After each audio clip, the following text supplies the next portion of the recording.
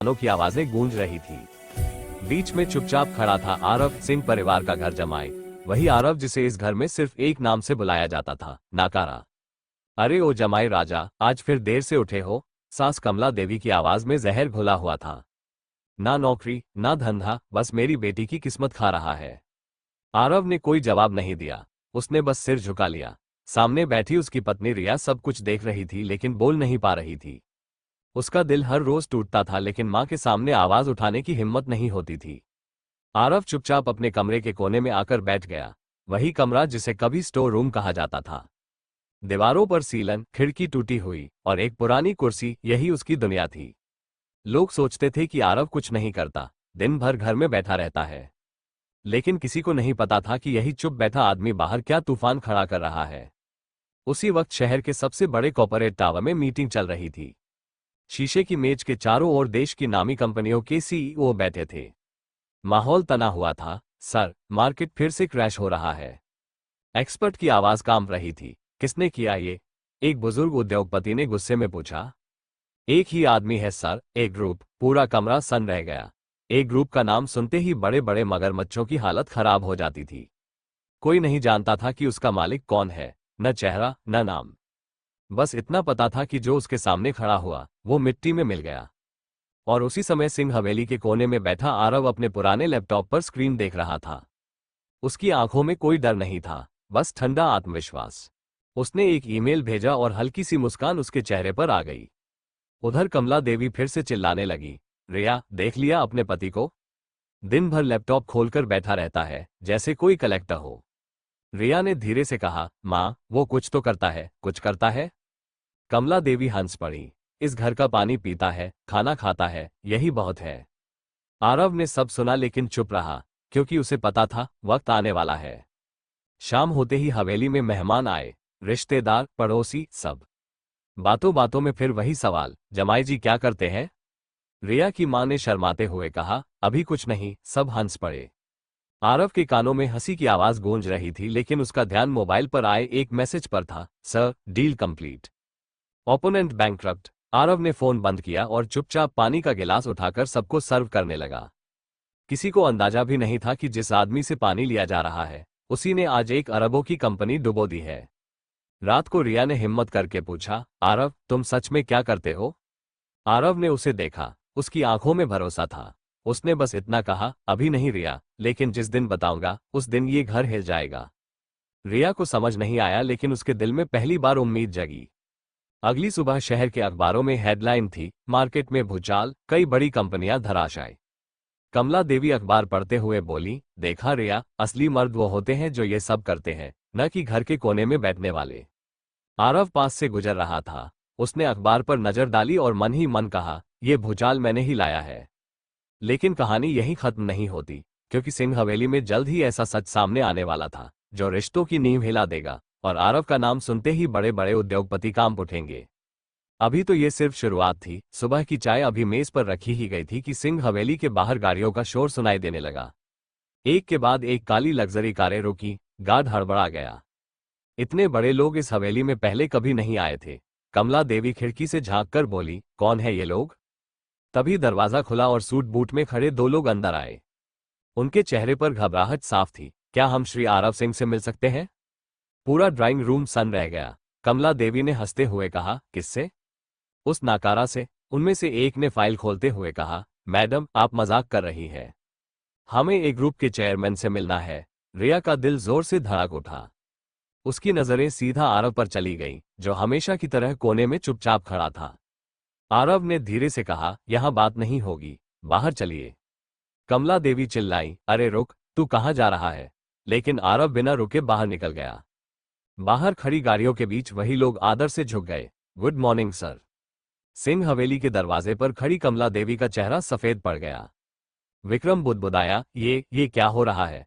आरव ने शांत आवाज में कहा, जो सालों से चल रहा था आज दिख रहा है। उधर शहर में न्यूज चैनल चीख रहे थे, एक ग्रुप ने फिर मारी बाजी, दो और कंपनियां बंद। मीटिंग रूम में बड़े बड़े उद्योगपति पसीना पोंछ रहे थे। वो आदमी सामने क्यों नहीं आता? किसी ने पूछा। क्योंकि उसे छुपकर खेलना पसंद है, दूसरे ने कहा। उसी वक्त आरव कार में बैठते हुए बोला, आज के बाद खेल खुले में होगा। हवेली में लौटते ही कमला देवी ने रास्ता रोक लिया। सच सच बता, तू कौन है? आरव ने पहली बार उनकी आंखों में देखा। आपका दामाद, और वो आदमी जिसे आपने रोज मारा। रिया की आंखों से आंसू बहने लगे। आरव, मुझे पहले क्यों नहीं बताया? आरव ने धीमे से कहा, क्योंकि सच बताने से पहले तुम्हें मजबूत बनाना था। उसी रात विक्रम ने चोरी छुपे कॉल किया। माँ, अगर ये सच है तो हमारी प्रॉपर्टी खतरे में है। कमला देवी ने दांत पीसते हुए कहा, कल पंचायत बुलाओ। इस नाकारा का असली चेहरा सबके सामने लाना है। अगले दिन हवेली में रिश्तेदारों की भीड़ लग गई। पंचायत बैठी। कमला देवी बोली, ये आदमी हमें धोखा दे रहा है। आरव ने मुस्कुराकर कहा, धोखा? मैंने तो आपको बचाया है। उसने स्क्रीन ऑन की, प्रोजेक्टर पर फाइलें खोली। ये वही कर्ज हैं जो आपने छुपाए थे। अगर मैं ना होता तो सिंह हवेली कल नीलाम हो जाती। सन्नाटा। रिया ने कांपती आवाज में कहा, माँ, ये सच है। कमला देवी के पास जवाब नहीं था। तभी एक और शख्स अंदर आया। Madam, bank notice. विक्रम चीख पड़ा। आरव ने फाइल बंद की। मैंने नोटिस रोक दिया है, शर्त पर। कमला देवी ने पूछा, क्या शर्त? आरव की आवाज ठंडी थी। आज के बाद मुझे नाकारा नहीं कहा जाएगा। पंचायत टूट गई। रात को रिया छत पर खड़ी थी। आरव आया। तुम्हें डर नहीं लगता? रिया ने पूछा। आरव बोला, डर उन्हें लगता है जिनके पास छुपाने को कुछ हो। दूर शहर में आग लग चुकी थी। मार्केट में भूचाल, नाम एक ही, ए ग्रुप। सिंह हवेली में पहली बार आरव के कमरे की बत्ती देर रात तक जली रही। लेकिन यह सिर्फ शुरुआत थी, क्योंकि अब खेल खुल चुका था और अगला वार और भी खतरनाक होने वाला था। रात गहरी हो चुकी थी लेकिन सिंह हवेली की नींद उड़ चुकी थी। हर कमरे में फुसफुसाहट थी, हर चेहरे पर डर। कमला देवी अपने कमरे में टहल रही थी। उनका घमंड पहली बार डगमगा रहा था। एक नाकारा इतना बड़ा खिलाड़ी कैसे हो सकता है? उधर विक्रम मोबाइल पर लगातार कॉल मिला रहा था लेकिन सामने से कोई जवाब नहीं आ रहा था। तभी फोन बजा। माँ, अगर आरव ने सब छीन लिया तो? कमला देवी ने दांत पीसकर कहा, अभी खेल खत्म नहीं हुआ है। उसी वक्त हवेली के कोने वाले कमरे में आरव लैपटॉप पर कुछ देख रहा था। स्क्रीन पर पुराने डॉक्यूमेंट खुले थे। उसकी आंखों में अतीत की परछाइयां तैर रही थी। वही अतीत जिसे उसने सालों से दबाकर रखा था। फ्लैशबैक में उसकी मां की आवाज गूंजी, बेटा, हालात चाहे जैसे हो, झुकना मत। वही दिन था जब एक सड़क हादसे में सब कुछ बदल गया था। उसी हादसे ने आरव से उसका नाम, उसका परिवार और उसका हक छीन लिया था। सिंह हवेली में उस वक्त वही लोग शामिल थे जिन्होंने आज उसे नाकारा कहा। अगली सुबह हवेली में फिर हलचल मच गई। न्यूज चैनल की गाड़ियां बाहर खड़ी थीं। ब्रेकिंग न्यूज चल रही थी। एक ग्रुप का अगला टारगेट कौन? कमला देवी ने टीवी बंद कर दिया। रिया, अपने पति को समझाओ, वरना बहुत बुरा होगा। रिया ने पहली बार मां के सामने सीधी नजर उठाकर कहा, अब बहुत देर हो चुकी है मां। कमला देवी चौंक गई। उधर आरव नीचे आया। सबकी निगाहें उसी पर टिक गईं। आज शाम एक मीटिंग है, आरव ने शांत स्वर में कहा, और उसमें सिंह परिवार का सच बाहर आएगा। विक्रम तिलमिला उठा। तू हमें ब्लैकमेल कर रहा है? आरव मुस्कुराया। नहीं, मैं हिसाब बराबर कर रहा हूं। शाम होते ही शहर के सबसे बड़े होटल में कॉन्फ्रेंस शुरू हुई। उद्योगपति, मीडिया, सब मौजूद थे। स्टेज पर एक ग्रुप का लोगो चमक रहा था। एंकर बोला, आज पहली बार एक ग्रुप का मालिक सामने आने वाला है। हॉल में सन्नाटा छा गया। दरवाजा खुला। आरव अंदर आया। कैमरे चमक उठे। सिंह हवेली में बैठे कमला देवी के हाथ से रिमोट गिर गया। ये नहीं हो सकता। स्टेज पर खड़े होकर आरव बोला, मैं वही आदमी हूं जिसे आप सबने कमजोर समझा। स्क्रीन पर पुराने वीडियो चले, घोटाले, धोखे, कर्ज। हर सबूत सिंह परिवार की ओर इशारा कर रहा था। सालों पहले मेरा सब कुछ छीना गया। आरव की आवाज भारी हो गई। आज मैं अपना हक वापस लेने आया हूं। मीडिया में हंगामा मच गया। शेयर मार्केट में सिंह इंडस्ट्री के शेयर गिरने लगे। होटल के बाहर पुलिस की गाड़ियां रुक गईं। उसी वक्त रिया भी वहां पहुंची। उसकी आंखों में गर्व था। ये मेरा पति है, उसने कैमरों के सामने कहा। आरव ने पहली बार सबके सामने उसका हाथ पकड़ा। सिंह हवेली में कमला देवी कुर्सी पर बैठ गई। उनका घमंड टूट चुका था। रात को आरव और रिया बालकनी में खड़े थे। शहर की रोशनी नीचे चमक रही थी। रिया ने पूछा, अब आगे क्या? आरव ने गहरी सांस ली। अब असली खेल शुरू होगा। दूर कहीं सायरन की आवाज गूंजी और सिंह परिवार की कहानी एक नए मोड़ पर पहुंच चुकी थी। लेकिन यह अंत नहीं था, क्योंकि बदले की आग अभी पूरी तरह बुझी नहीं थी। सुबह होते ही शहर में अफरा तफरी मच चुकी थी। न्यूज चैनल पर एक ही नाम घूम रहा था, ए ग्रुप। सिंह इंडस्ट्री के शेयर लगातार गिर रहे थे। बैंक, इनकम टैक्स, ईडी, सबकी फाइलें एक साथ खुल चुकी थीं। सिंह हवेली के अंदर मातम पसरा था। कमला देवी रात भर सो नहीं पाई। उनकी आंखों के नीचे काले घेरे थे, लेकिन जिद अब भी जिंदा थी। एक आदमी, सिर्फ एक आदमी हमें ऐसे नहीं गिरा सकता, उन्होंने खुद से कहा। तभी विक्रम दौड़ता हुआ आया। माँ, पुलिस बाहर है, कमला देवी ने दांत भींचे। आरव कहाँ है?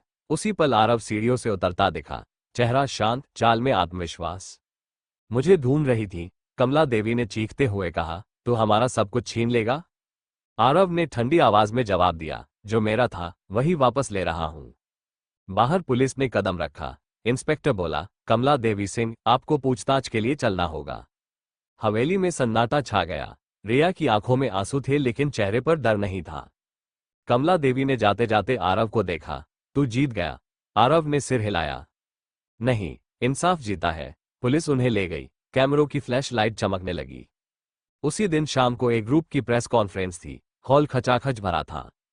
आरव स्टेज पर आया। आज से एक ग्रुप पारदर्शिता के साथ काम करेगा, उसने कहा। और जो लोग कानून से ऊपर खुद को समझते हैं, उनके लिए यहां जगह नहीं। मीडिया में तालियां गूंजी। उधर जेल की सलाखों के पीछे कमला देवी बैठी थी। पहली बार उन्हें एहसास हुआ कि ताकत पैसा नहीं, सच होता है।